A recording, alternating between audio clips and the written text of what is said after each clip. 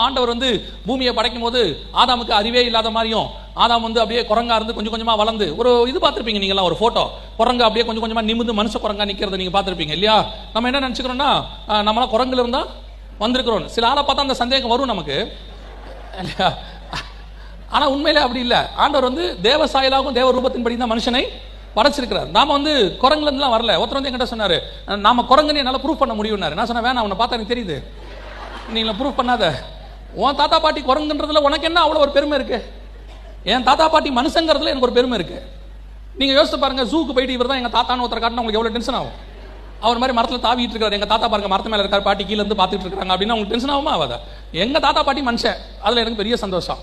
அப்ப இன்னைக்கு இந்த அறிவு பெருக்கம் பல நேரங்களில் சயின்ஸ் எல்லாமே சரி கிடையாது.